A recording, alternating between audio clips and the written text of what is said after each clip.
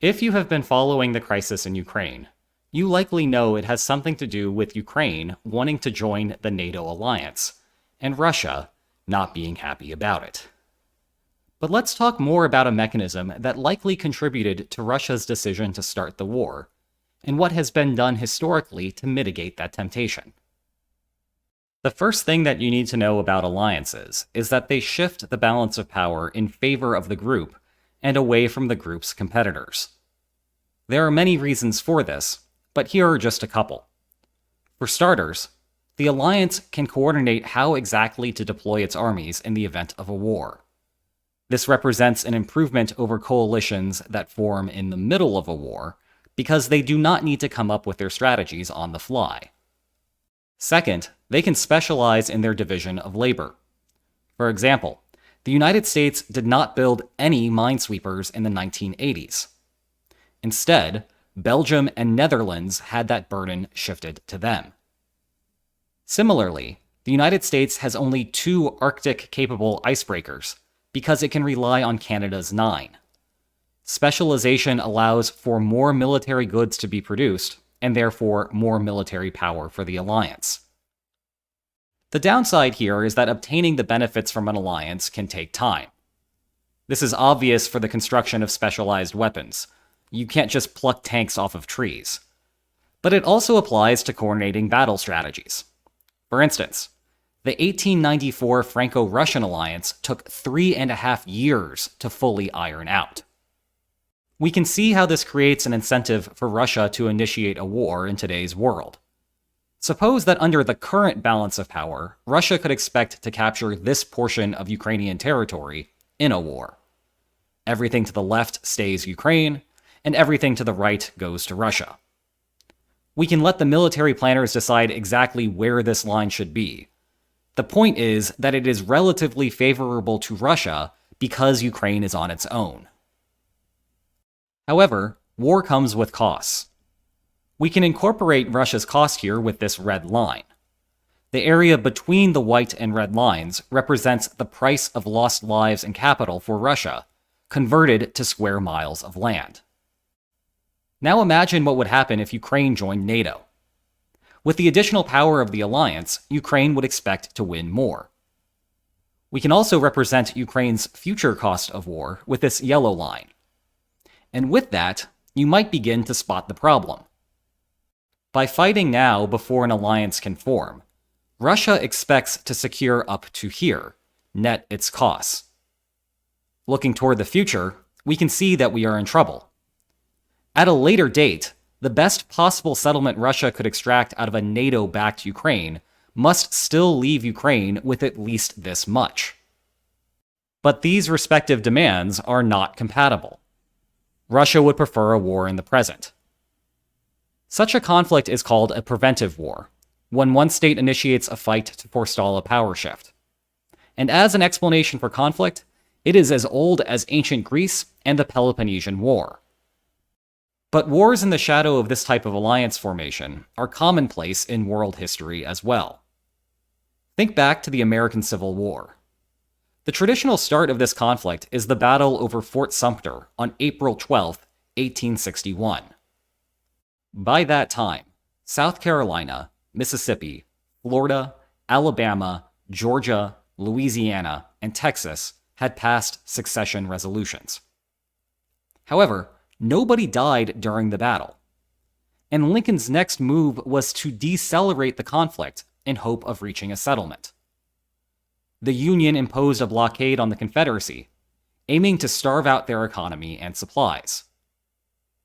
But Lincoln did not restrict the Union to the blockade forever. The invasion began on July 21st with the Battle of Bull Run, a full 3 months after Fort Sumter. What changed the Union's policy? One important concern that led to the switch in strategy was cotton. Great Britain relied on southern cotton for their manufacturing sector. 79% of its imports came from across the Atlantic. This economic interest led British Foreign Secretary and later Prime Minister John Russell to warn the Union that he was in no hurry to recognize the separation as complete and final, but that Great Britain must hold herself free to act according to the progress of events as circumstances might require. The possibility that Britain might recognize the Confederacy, or worse, form a military alliance with it, weighed on President Lincoln and Secretary of State William Seward. On June 3rd, Seward wrote that the principal danger in the present insurrection was that of foreign intervention, aid, or sympathy, and especially of such intervention, aid, or sympathy on the part of the government of Great Britain. Bull Run was a way to forestall that. Another apparent preventive war occurred in 2008 between Russia and Georgia. The story here starts in April in Bucharest, where NATO was holding its annual summit. Since the 2003 Rose Revolution, Georgia had sought to become a member of NATO. In 2004, NATO gave Georgia an individual partnership action plan, an early set of terms and conditions that would serve as the prerequisites for joining the alliance. The most historically important of these was that Georgia resolve two separatist claims within its territory, both in the north. By the time of the 2008 meeting, President George W. Bush wanted to give Georgia a membership action plan, the process that would actually allow them to join the alliance.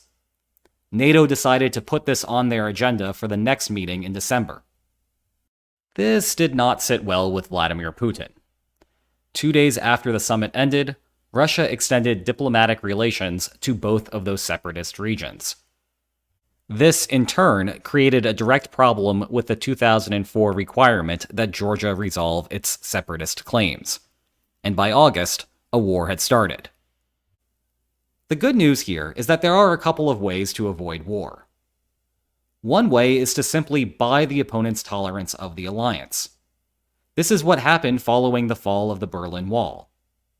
As Germany sought to unify, the Soviet Union worried about the implications of NATO taking its first step eastward.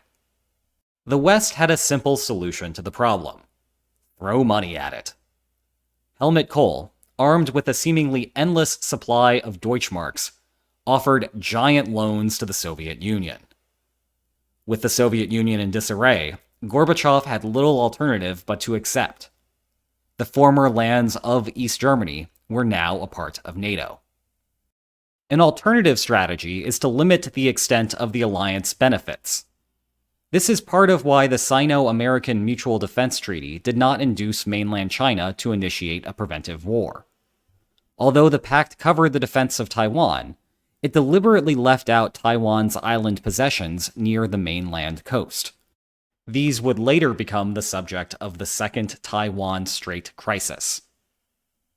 Of course, we now know that none of these strategies worked out.